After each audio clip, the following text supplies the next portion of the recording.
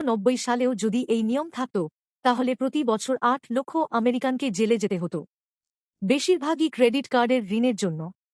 ভাবো তো, একসময় তুমি ছিলে দেশের সবচেয়ে ধনী মানুষ, আর 3 বছর পরেই তুমি জেলে। এটাই হয়েছিল রবার্ট মরিসের সাথে। উপনিবেশিক যুগে আমেরিকায় প্রথমে কোনো কোটিপতি ছিল না। সবচেয়ে ধনী ছিলেন এলিয়াস ডার্বি। কিন্তু বিপ্লবের সময় ও তারপরে সবাই একজনকেই চিনত, রবার্ট মরিস। তিনি ছিলেন জাহাজ ব্যবসায়ী। ওয়েস্ট ইন্ডিজ থেকে ইউরোপে তামাক পাঠাতেন, আবার ইউরোপ থেকে কাপড় আনতেন।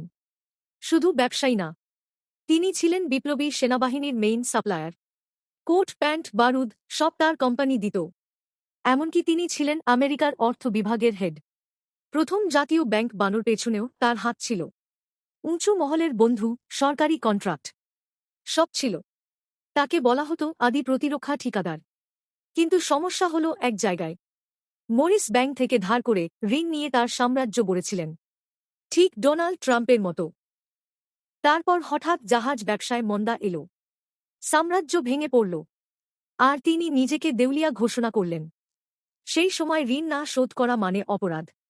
তাই মরিসকে 3 বছর কাটাতে হল ফিলাডেলফিয়ার দেনাদারদের জেলে। ভাবতে পারো, দেশের অর্থমন্ত্রী জেলে। সেখানে তাকে দেখতে গিয়েছিলেন স্বয়ং জর্জ ওয়াশিংটন। কিন্তু মরিস জেল থেকে বসেই একটা আন্দোলন শুরু করলেন। ফল, আজকে ঋণ শোধ করতে না পারলে কাউকে জেলে পাঠানো হয় না।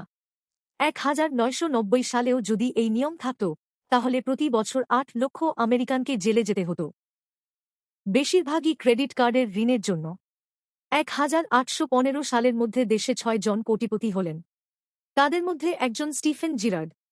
গল্পের শিক্ষা, টাকা আসবে যাবে, কিন্তু লোভ আর বেশি ঋণ, সেটা সব শেষ করে দেয়। তোমার কি মনে হয়, রবার্ট মরিস ভুল করেছিল নাকি সময় খারাপ ছিল? কমেন্টে জানাও।